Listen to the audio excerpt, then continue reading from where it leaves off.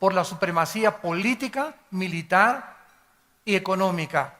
Dice el Instituto para la Investigación de la Paz en Suecia y Estocolmo que aproximadamente de los 6,000 años de historia que el ser humano tiene, solo han habido 25 años de paz.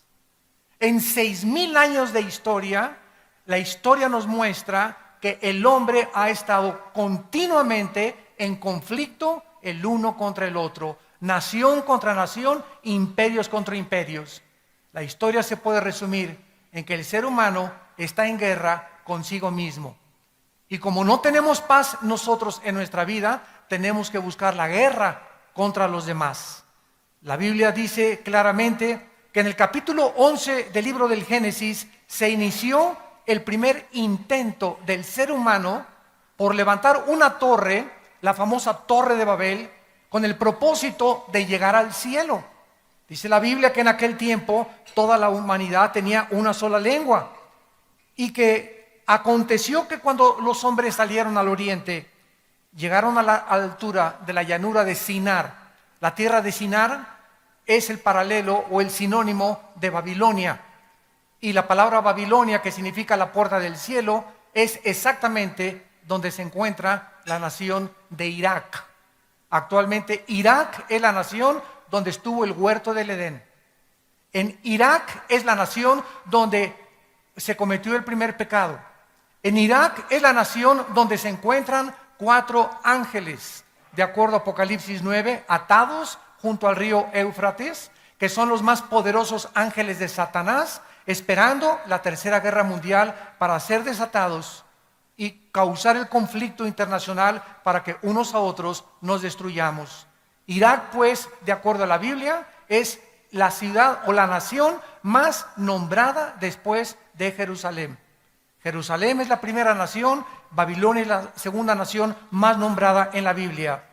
En este intento, los seres humanos encontramos que tenían una sola unidad: gobernar juntos, que fue el principio de la democracia.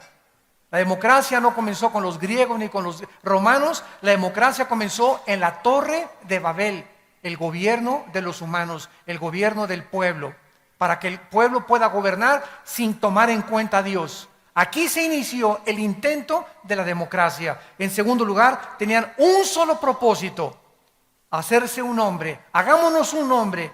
Aquí vemos el egoísmo y la ambición política que ha perdurado a través de todos los siglos. La mayor parte de los gobernantes suben al poder totalmente centrados en sus propios intereses. Muy poco les interesa el pueblo, por lo único que quieren, ¿verdad?, es la ambición y el poder. Y están dispuestos a cualquier cosa por tal de obtener el poder. Y finalmente encontramos la rebelión, que es edificar, hacer un proyecto, creer que la pobreza todavía es el problema del ser humano. Se sigue debatiendo en los foros internacionales, en las Naciones Unidas, que la pobreza es el problema del ser humano. Y no es la pobreza del ser humano, el problema somos nosotros mismos. Porque hasta que el corazón del hombre no se ha transformado, no puede haber equidad ni justicia a nuestro alrededor. Vemos pues estos 3 propósitos en la Torre de Babel. Cualquier intento, dice la Biblia, de un globalismo, de una unión global, de una unificación, llámese Liga de Naciones, OTAN, Naciones Unidas, etcétera, etcétera, cualquier esfuerzo del ser humano por tratar de traer la paz y la justicia al mundo será absolutamente inútil si no tenemos en cuenta a nuestro Creador. No somos capaces ni tenemos la inteligencia suficiente y tenemos demasiada maldad en el corazón para poder nosotros arreglar el mundo sin tomar en cuenta a Dios. Después de esto, encontramos en Génesis capítulo 12 que Dios escoge una nación, damas y caballeros, de todo el globo terráqueo. Y escoge a un hombre llamado Abraham para llamarlo de Irak a fundar la nación hebrea o la nación judía. ¿Por qué muchas personas me han preguntado y estudiantes escogió Dios a los judíos? ¿Que acaso los palestinos son inferiores o los árabes? La cuestión es que Dios escoge un punto geográfico en el globo terráqueo para que en ese punto geográfico que es Israel se concentre en primer lugar la venida del Mesías o el Salvador del mundo. Dios tenía que escoger un punto geográfico, una nación, para que naciera su santo Hijo Jesucristo. Si hubiera sido Italia, los franceses hubieran dicho, ¿y por qué no nosotros?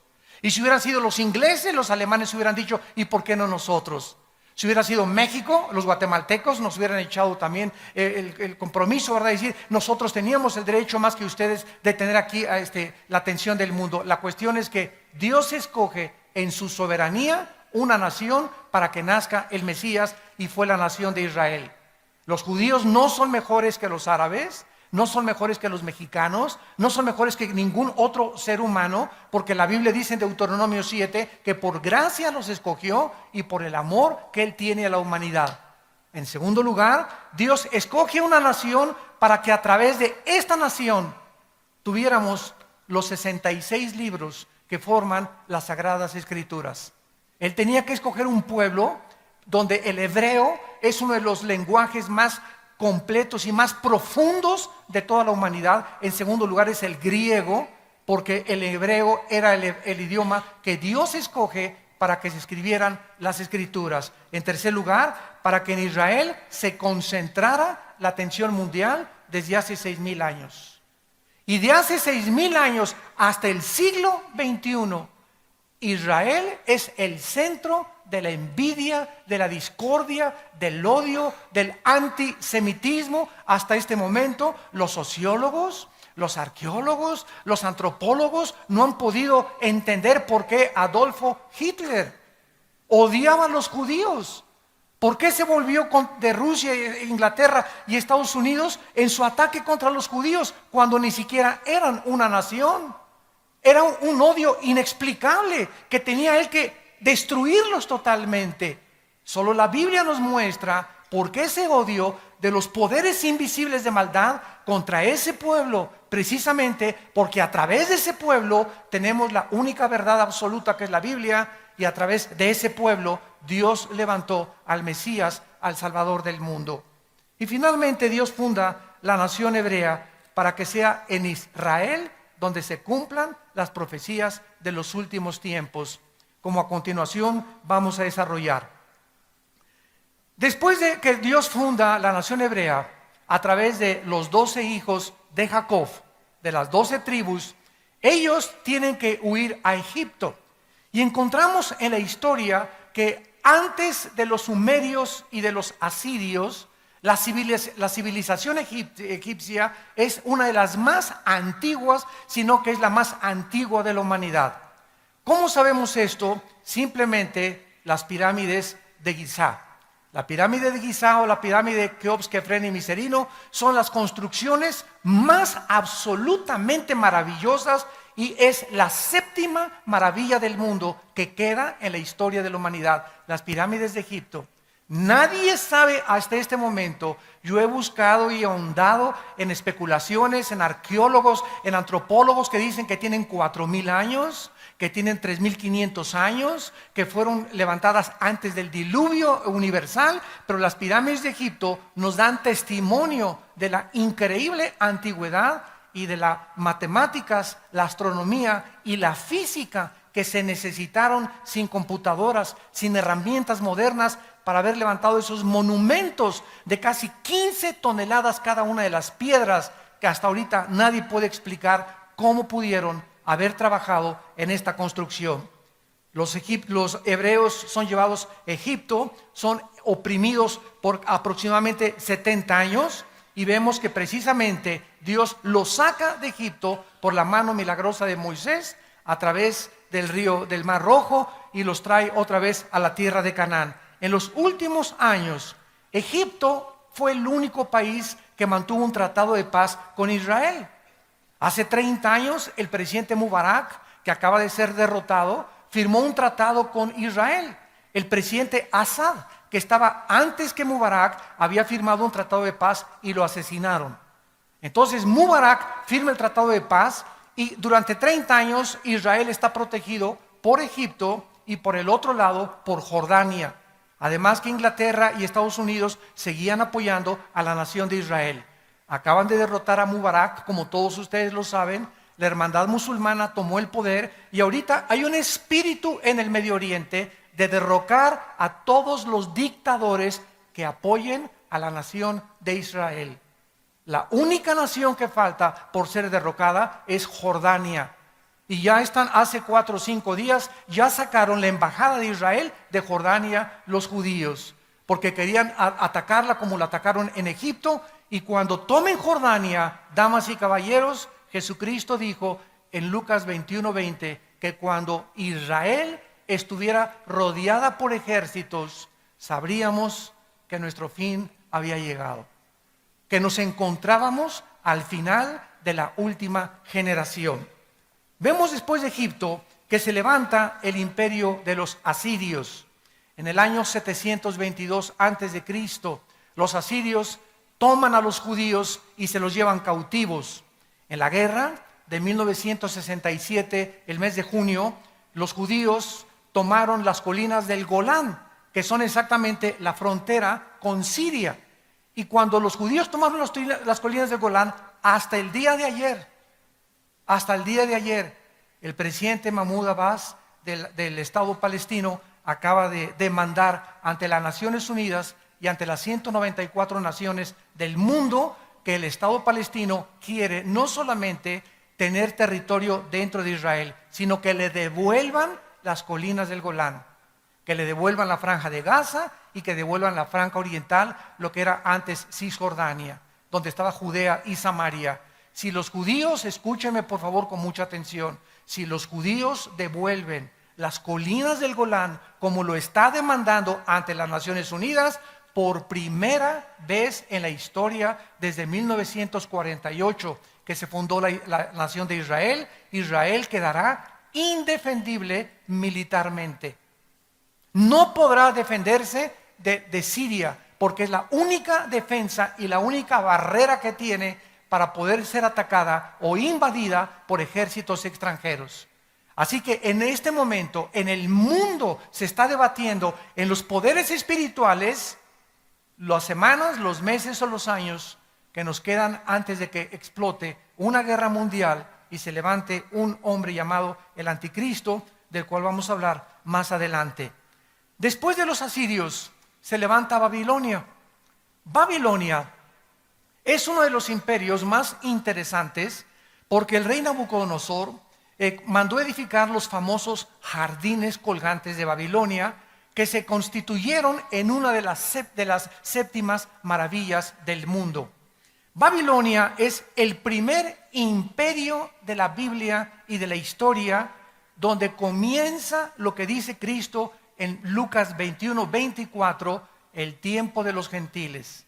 Vamos a ver, para muchas personas que no están doctas todavía en la historia bíblica, desde que fue fundado Israel hasta el rey Nabucodonosor en Babilonia, hubo imperios grandísimos como los asirios, ya los vimos, los egipcios, los sumerios, que no tuvieron problemas relevantes con Israel.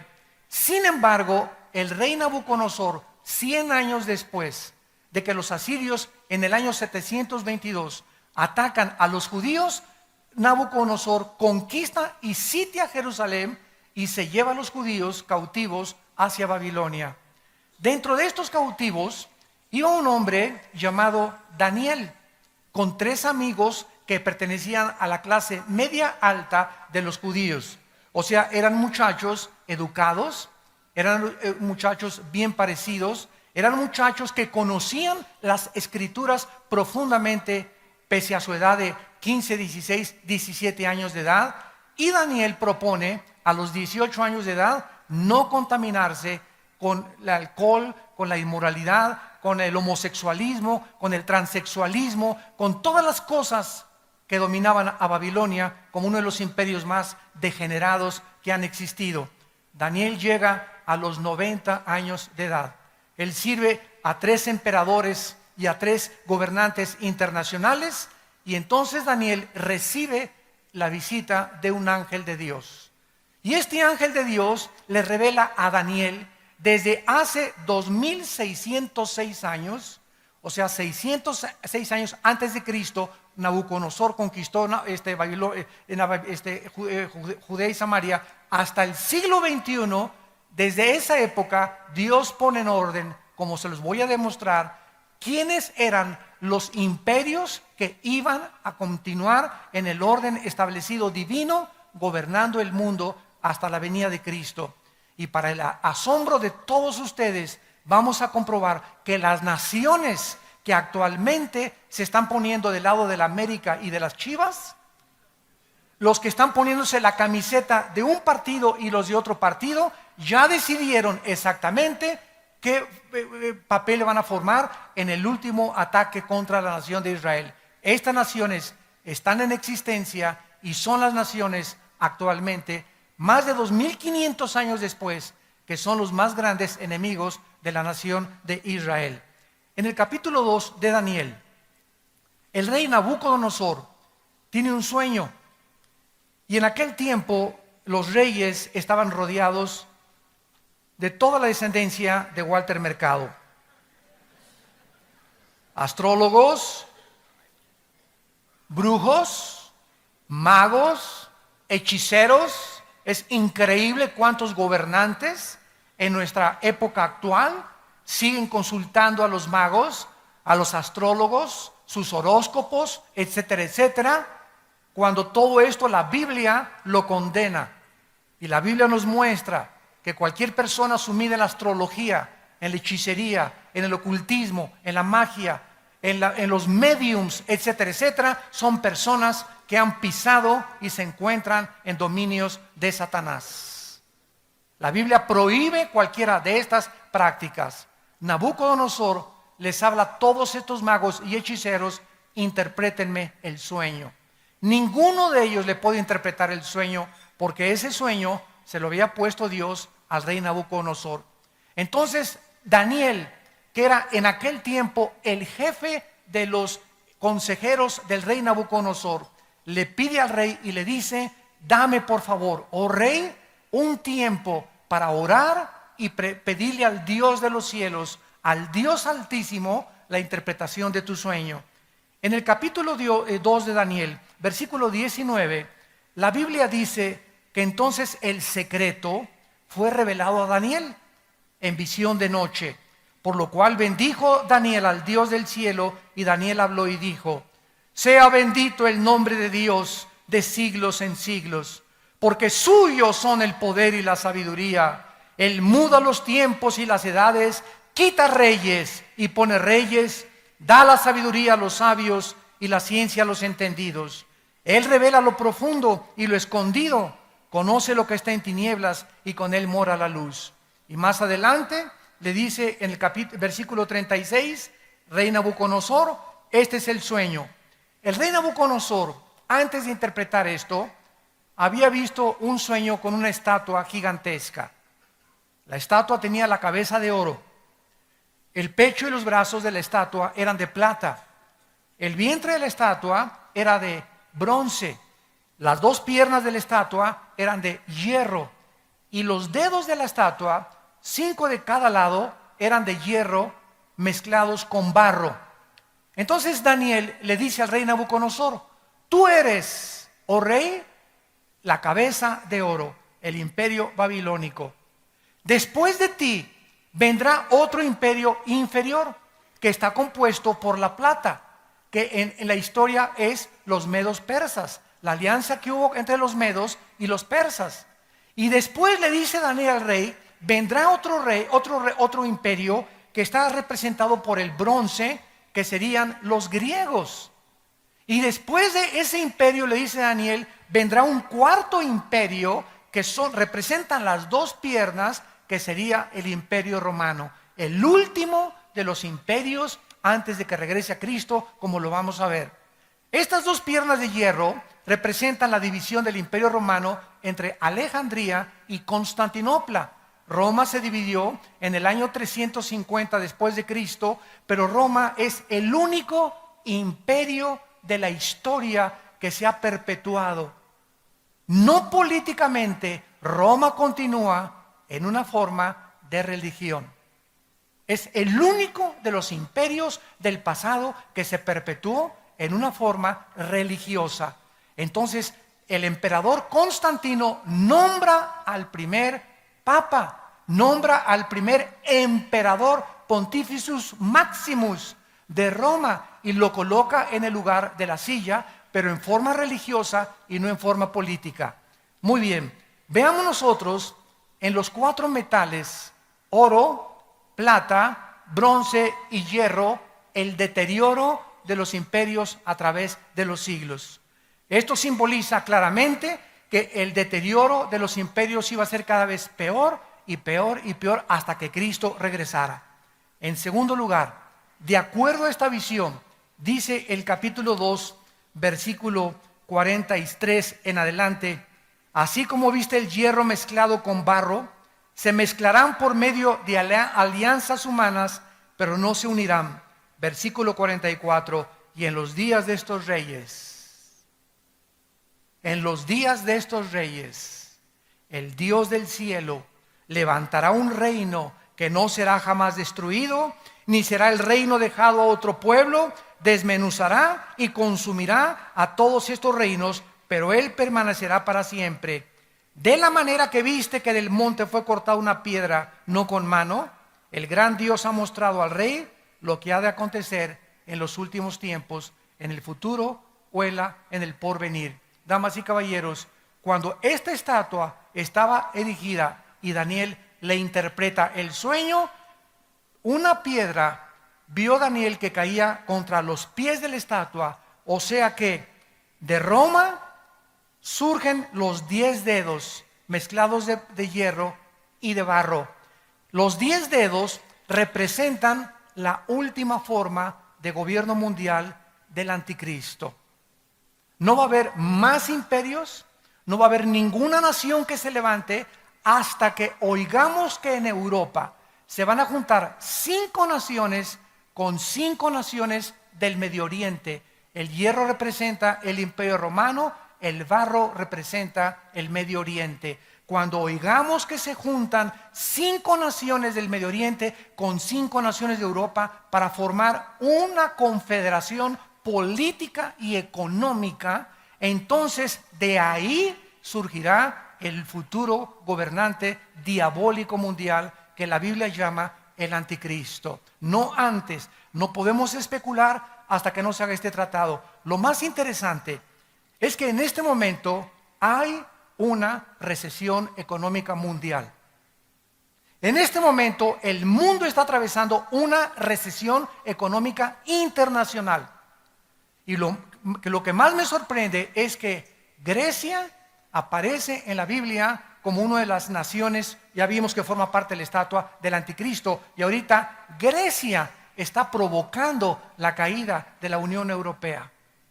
Acabo de comprar ayer la revista El Economista, y dice que en la Unión Europea están tratando ahorita de sacar a Grecia para quitarse el peso que les está causando los trillones de dólares que Grecia debe de endeudamiento. Después de Grecia está España, ¿verdad? Irlanda, que están tratando de hundir la Unión Europea.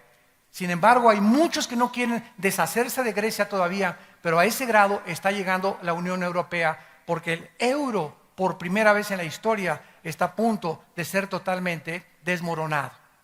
Toda esta situación que está pasando en Europa, la situación que está pasando en Medio Oriente, los climas, los tsunamis, los ataques, satélites cayéndonos en la cabeza, las radiaciones del sol, los cambios climatológicos, todo esto se está conjugando exactamente para que llegue el punto donde Jesucristo dijo que el mundo llegaría.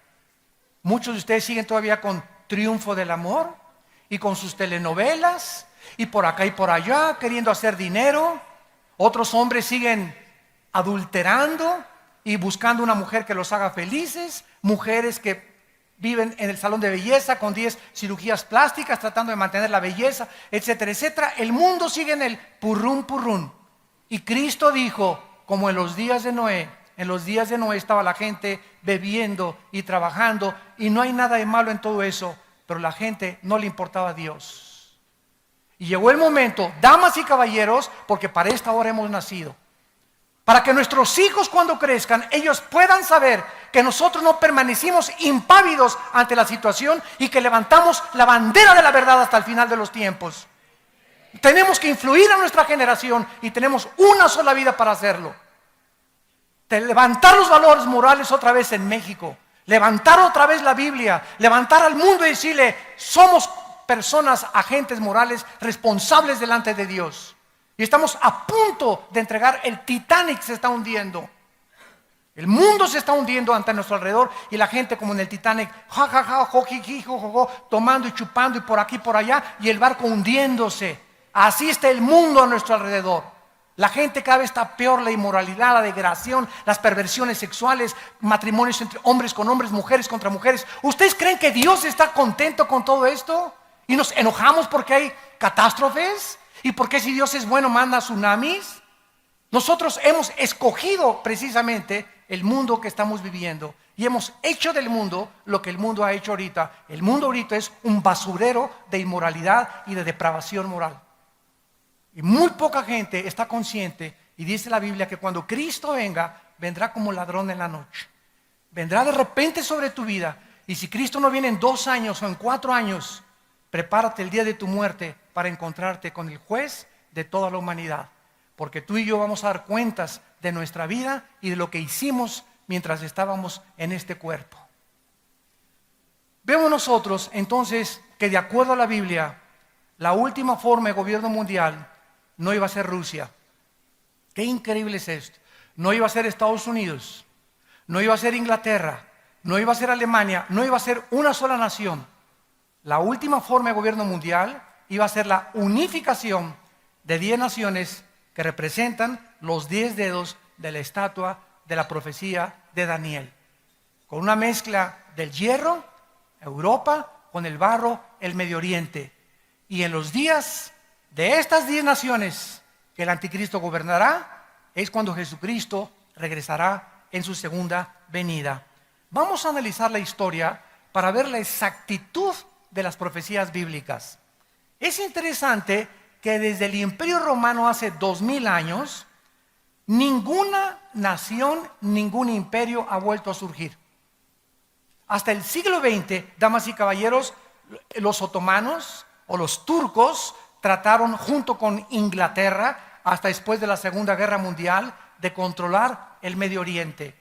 Viene la Segunda Guerra Mundial y termina en 1914, más o menos, y en el 18 los ingleses tratan de esparcirse y expandir su imperio por todo el Medio Oriente y de apoderarse del Medio Oriente, tratando de colonizarlos.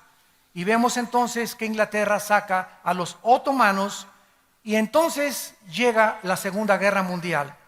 Y después de la Segunda Guerra Mundial, cuando Hitler mata a 6 millones de judíos, se juntan la Liga de las Naciones, que ahora es las Naciones Unidas, para votar que los judíos regresen a Israel después de más de 2000 años que los judíos no habían tenido territorio propio. Entonces los ingleses son sacados también del Medio Oriente, se les permita a los judíos regresar y las Naciones Unidas hacen una impartición de naciones y dividen Jordania, el Líbano, Jordania, Israel e Irak. Le asignan a Israel ciertas zonas geográficas, a Jordania ciertas zonas geográficas, a Siria ciertas zonas geográficas. Ellos hacen toda la repartición de lo que es el Medio Oriente. Entonces, después de la Segunda Guerra Mundial, ¿quién ganó? Los Estados Unidos de Norteamérica, junto con Inglaterra y José Stalin de Rusia. Le ganaron a Mussolini de Italia, a Hitler y a los japoneses. Estados Unidos surge en 1948 como la nación que iba durante aproximadamente 60 años a tener la supremacía política, militar y económica. Surge Estados Unidos en el 48 y en el 50, 2 años después, la Unión de Repúblicas Socialistas Soviéticas surgen para competir contra Estados Unidos por el control del mundo, por la supremacía política, económica y militar. Esto se llama, desde 1950 a 1989, la Guerra Fría. ¿Qué significa esto? No hubo intercambio de misiles, no se bombardearon el uno al otro. La última amenaza fue cuando Nikita Khrushchev amenazó con misiles en Cuba bombardear Estados Unidos. El presidente John Kennedy en los 60 saca los misiles, le dice a Nikita, si no los sacas, le entramos a la guerra. Gracias a Dios Nikita los sacó y los regresaron a Rusia. Y en 1989, Mikhail Gorbachev, el premier de Rusia, va al Vaticano con el Papa Juan Pablo II y le dice estas palabras: usted es el representante de la religión más grande del mundo. Por favor, quiero mandar este mensaje al mundo desde el Vaticano. Rusia y el sistema comunista fracasó. Así lo dijo Mikhail Gorbachev. Ahora vamos a desarrollar otra filosofía que se llama la perestroika, donde vamos a reconocer que es un sueño utópico, creer que el comunismo puede sobrevivir sin el capitalismo. Entonces, los rusos concluyeron que habían jugado una payasada, habían jugado una tontería, ¿verdad? Una farsa, porque tenían 12 años, desde 1979 casi al 89, que Rusia se estaba muriendo de hambre. Se estaban muriendo de hambre, pero querían aparentar ante el mundo de que todo estaba muy bien con el puro disfraz y con el puro maquillaje. Gorbachev dijo, ya no puedo más, no podemos sobrevivir, nos necesitamos unos a otros. Mandan derribar el muro oriental de Berlín. El comunismo, los países que pertenecían a los rusos de Europa son absorbidos por la organización del Tratado del Atlántico del Norte, que se llama ahora la OTAN, y la OTAN protege a todas estas naciones para que los rusos no vuelvan a conquistarlos ni a dominarlos. Y así llegamos nosotros claramente hasta el año 2009, hace 2 años para atrás. ¿Qué pasó hace 2 o 3 años? El país que Dios levantó, que ganó la Segunda Guerra Mundial, que tenía la supremacía política, militar y económica del mundo, tampoco iba a gobernar el mundo, ni tampoco los rusos. Hace 3 años viene una recesión económica en Estados Unidos, después de prestarles trillones de dólares a Japón, Italia, Alemania, a todos los países que perdieron la Segunda Guerra Mundial para que se levantaran con dinero americano, y Estados Unidos se declara en bancarrota. El gobierno federal americano debe 13 trillones de dólares. Ustedes no tienen idea de qué cantidad es 13 trillones de dólares. Para que tengan una idea, escuchen esto. Si tú cuentas $1 cada segundo, $1 cada segundo, 1, 2, 3, 4, por 250 años, no llegas al trillón de dólares. Deben 13 trillones, o sea, es impagable la deuda. La deuda de la Unión Europea es impagable. Ahorita está surgiendo ante los ojos del mundo China, Rusia y la India. China tiene la mitad de la liquidez del dinero norteamericano. China ahorita en cualquier momento podría hundir totalmente a Estados Unidos. ¿Por qué no lo hace? Porque Estados Unidos es su mejor comprador, el que le compra por eso todo está ahorita made in China. Hasta los Florsheim que tengas traes ahí la etiqueta que dice hecho en China. Entonces, todo esto que son puros intereses en el mundo nos muestran exactamente a dónde el mundo está llegando. Pero lo interesante de todo esto es que si la Biblia había profetizado que 10 naciones finales iban a gobernar el mundo, y ante nuestros ojos cayó Babilonia, los medos persas, los griegos, los romanos, los ingleses lo intentaron, los otomanos lo intentaron, Adolfo Hitler lo intentó también y fracasó, no duró más que 6 años su famoso Tercer Reich. Y después Estados Unidos, aunque no colonizó nada ni mucho menos, no duró tampoco más que 50, 60 años. Nos encontramos entonces a que ya tienen que comenzarse a formar estas 10 naciones que la Biblia mencionó del antiguo Imperio Romano. Y lo más interesante es que en 1957 se firma el Tratado de Roma, donde Jean Ekelor, Barteló y otros Delors y otros franceses consideran que Europa tiene que volver otra vez a reunificarse y formar la famosa Unión Europea. En enero de 1999 se acepta el euro como la moneda oficial en toda Europa. En el año 2009 eran 25 naciones formando la Unión Europea. Actualmente son 27 naciones y la única nación que no quiere la Unión Europea que entre es Turquía. Turquía es el puente entre el Medio Oriente y entre Europa. ¿Y por qué no quieren que entre Turquía? Porque la Biblia profetizó en Ezequiel capítulo 38, versículos del 4 al 6, que tiene el nombre en la Biblia de Tomar, de Gomer y de Togarma, que Turquía, escúchenme, Turquía se va a unir con Rusia, con Libia y con Alemania y los países del norte de África, Indonesia y Etiopía, para atacar a Israel. Y Europa va a estar en manos del anticristo. El anticristo va a cuidar a Israel durante 3 años y medio a través de un tratado de paz falso. Y después va a traicionar este tratado y se viene todo el mundo, como la Biblia lo profetiza, contra la nación de Israel. De acuerdo a las profecías bíblicas, estas 10 naciones que tuvieron su inicio en el 57 con la Unión Europea, vemos que ante nuestros ojos Europa comienza a reunificarse. Las 2 piedras de hierro de la visión hace 2600 años de Daniel, con los 10 dedos mezclados entre el hierro y el barro, están formando esta unión que muy pronto va a aparecer delante de nuestros ojos. Esto es maravilloso porque a la luz de los acontecimientos mundiales, ¿qué naciones se han levantado ante nuestros ojos? Nadie sabía nada de Irak antes del 90. Yo me acuerdo que fui a una universidad en San Diego, California, y les pregunté a los estudiantes, ¿alguien conoce Irak? Esto fue en 1988-89, y me dijeron que era una medicina. Estudiantes de high school. Llega 1990, Hussein amenaza invadir Kuwait, Estados Unidos interviene, sacan a Hussein, explota la guerra del Golfo Pérsico, y desde 1990 hasta nuestros días, Irak, Irán, Jerusalén, Israel y los países del Medio Oriente y Europa forman los encabezados de todos los periódicos. Estas naciones son las que formaron los primeros 4 imperios mundiales. Babilonia es Irak actual, apúntalo. Los medos persas es Irán. Hasta 1935 se le cambió el nombre de los persas a Irán. En tercer lugar, los griegos. Grecia está hundida económicamente actualmente. Y en cuarto lugar, Roma. Cuando hablamos de Roma, hablamos del imperio europeo completamente que gobernó toda Europa.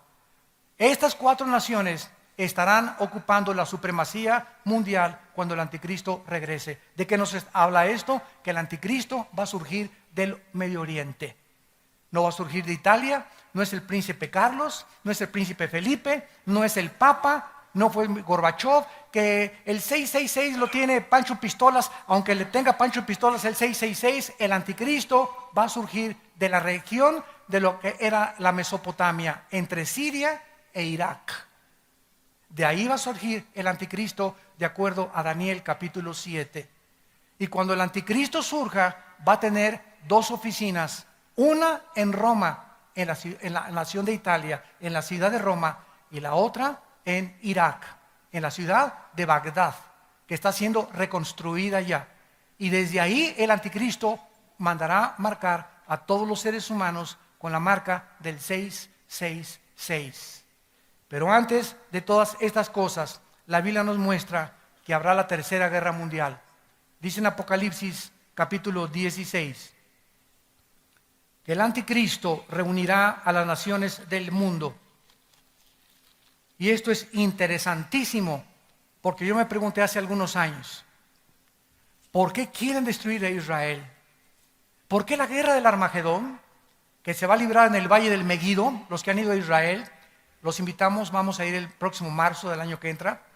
Yo voy a encabezar esta expedición a Israel, vamos a visitar todos los lugares y vamos a ver claramente dónde fueron las guerras, dónde van a ser las guerras, etcétera, etcétera. En el Valle del Megido, Napoleón dijo, en este lugar se librará la tercera guerra mundial.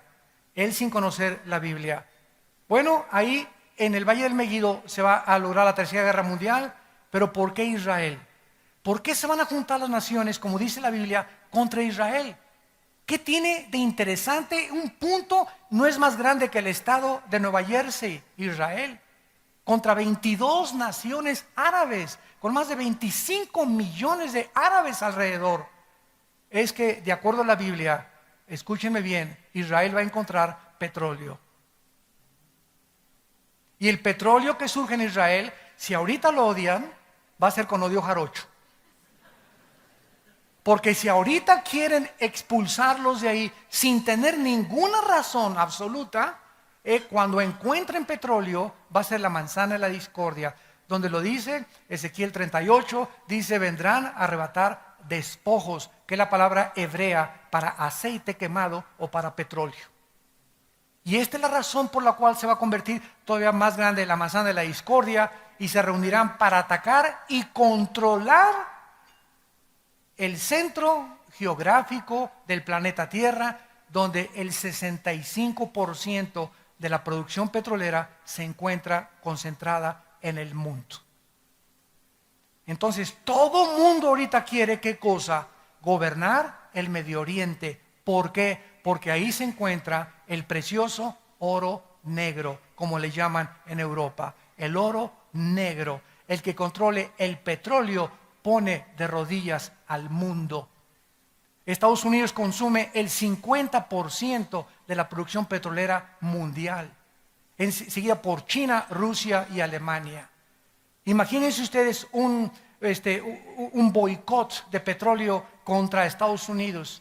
¿Quién está impidiendo que los árabes ahorita no boicoteen Estados Unidos? Europa está entrando como mediador con los árabes porque Europa le compra petróleo a los árabes y los árabes necesitan, como China, compradores. Son puros intereses de dinero. Todo se mueve a través de los intereses monetarios, desgraciadamente, en el mundo que vivimos. No debe ser así con nosotros. La Biblia dice en la primera carta a los tesalonicenses, para terminar, que cuando Cristo venga, el mundo se va a encontrar en una situación en la que podemos darnos cuenta que ya tenemos los días contados. Y dice el apóstol Pablo en esta primera carta, capítulo 5, acerca de los tiempos y de las ocasiones, no tienen necesidad, hermanos, de que yo les escriba, porque ustedes saben perfectamente que el día del Señor vendrá como ladrón en la noche, que cuando digan paz y seguridad, va a haber, tal vez esta próxima semana, y yo no soy profeta, lo dice la Biblia, tal vez la próxima semana, o tal vez mañana, o tal vez el mes que entra, pero en estos meses va a explotar una guerra en el Medio Oriente, o tal vez en un año. ¿Por qué? Porque es insoportable que ahorita los judíos puedan aceptar las condiciones de un Estado palestino. Es absolutamente impensable, porque sería entregarse totalmente al suicidio. Netanyahu dijo hace 2 días en las Naciones Unidas, si nos atacan y nos quieren a través de las armas sacarnos de Israel, vamos a usar la operación Sansón. ¿Qué hizo Sansón antes de morir? Señor, dame fuerzas, perdona mis pecados, pero permíteme morir junto con ellos, con los filisteos. Y Sansón se agarró de 2 columnas en el libro de los Jueces, empujó las columnas y murió junto con todos los filisteos. ¿Qué dijo Netanyahu? Estamos dispuestos a suicidarnos, a morir con nuestros enemigos, y les contestamos con armas atómicas, porque Israel tiene armas atómicas. Nada más que la Biblia nos dice claramente que Israel no va a ser destruido, porque cuando Cristo venga, la tercera parte de la humanidad va a sobrevivir la tercera guerra mundial. Entonces, esta guerra próxima que venga en el Medio Oriente va a servir para que de ahí surja el anticristo, porque Hitler surgió con las mismas características en la Alemania, que había sido humillada por la Primera Guerra Mundial, no había trabajo en Alemania, estaban los comunistas en Alemania, y surge una voz del Tercer Reich. Adolfo Hitler crea el Partido Nacional Socialista y levanta a Alemania de su humillación, le devuelve el orgullo alemán, crea la Porsche, crea la Volkswagen, y hay trabajo para todo el mundo, y el pueblo dice, Heil Hitler, lo que tú digas, tú eres nuestro Dios. Y la historia del mundo ha sido la misma con los Césares, con Carlomagno, con Alejandro el Magno, con Saddam Hussein, con Hitler, con todos los dictadores. Dale al pueblo pan y algo de comer y no les importa quién esté gobernando. Y hemos llegado al momento nosotros de la verdad, de verdaderamente decidirnos si vamos a entregarle nuestra vida a Dios. Si vamos a creer lo que dicen las Sagradas Escrituras, o lo que dice Walter Mercado, o lo que dice Carlos Sagan, o lo que dice Jean-Paul Sartre, o lo que dice Nietzsche, o lo que dice Carlos Marx, o lo que dice Freud. ¿A quién le quieres creer? Esa es la pregunta de los 64,000 pesos. ¿Qué es lo que vas a decidir tú a creerle? Todos ellos fueron hombres, como tú y como yo. Cristo fue divino. Yo soy el camino, la verdad y la vida. Y murió en una cruz para decirnos: Padre, perdónalos porque no saben lo que hacen. Incomparable con ningún líder jamás religioso ni político en la historia humana, el Hijo de Dios. Tenemos nosotros que escoger a quién creerle. ¿Quieres evidencias? Aquí están en la Biblia. Ahí están las profecías cumplidas, el orden de la historia y los imperios que ha Dios establecido. Se ha hecho exactamente conforme está escrito en este maravilloso libro, para que si tú dices que te faltan evidencias en el día del juicio, no digas: es que no tuve nunca la luz. La tuviste, pero no te convino creer en la luz ni en la verdad. El mayor problema de los ateos no es la falta de evidencias ni su intelectualidad. Casi todos están enojados contra Dios. Todos los debates que he tenido yo con ateos son hombres y mujeres enojados con Dios. Y lo ridículo y lo absurdo de esto, filosóficamente, es que Jean-Paul Sartre, el padre del existencialismo francés, en los 60s, antes de morir, dijo esto: yo no sé cómo fui tan bruto, dijo Jean-Paul Sartre. Toda mi vida he tratado de pelear contra alguien que no existe. He gastado mi vida, mis energías demostrando a alguien que no existe. Entonces, si no existía, ¿por qué me peleé contra alguien que no existía? Y antes de morir, estamos seguros, ¿verdad? Como dijo su hija, que tal vez creyó en Dios antes de morir, Sartre, el padre del existencialismo. ¿Por qué? Porque es absurdo, ¿no? Si eres ateo, ¿verdad? Ahí se la pasan toda la vida atacando y atacando. Oye, si no existe, pues yo no le voy a pelear contra el aire. Si yo creo que no existe el aire, no peleo contra el aire. Pero es el absurdo de la irracionalidad del pensamiento del ser humano, que el hombre no es racional, el ser humano es emocional. Las emociones los mueven antes que la razón. La razón nos dice: pienso, luego existo, existo, luego vivo. Vivo, tiene que haber una causa, el diseño, el orden, el sol, la luna, la composición estructural de una célula, la sangre, los animales, todo lo que existe me habla de un creador. Veo un cuadro, tiene que haber un pintor. Veo un edificio, tiene que haber un arquitecto. Veo una escultura, tiene que haber un escultor. Detrás de todo tiene que haber alguien. No podemos sumergirnos en la desesperación que estamos transmitiéndoles a nuestra generación y a nuestros propios hijos, donde se sigue ilustrando que somos ateos y que Dios no existe y que venimos del chango. Por eso se portan como changos tus hijos. Damas y caballeros, estas conferencias tienen solo un propósito: volver otra vez a levantar la verdad en México y en el mundo entero, y que el mundo vea la luz. Y ya, si tú no quieres ver la luz, que nosotros podamos decir: hicimos lo que teníamos que hacer con nuestra generación. No nos quedamos callados. Para esta hora hemos nacido, y tú tienes en esta mañana la oportunidad de entregarle tu vida al Hijo de Dios. ¿Lo harás o saldrás por esa puerta como entraste? Vacío, confundido, de filosofía en filosofía, de mujer en mujer, de botella en botella, de droga en droga, siempre buscando y sin encontrar. Jesús te dice esta mañana: yo soy el camino. Ven a mí, y como dice la Biblia, ríos de agua viva saltarán dentro de tu ser. Les pido por unos instantes que inclinen su cabeza.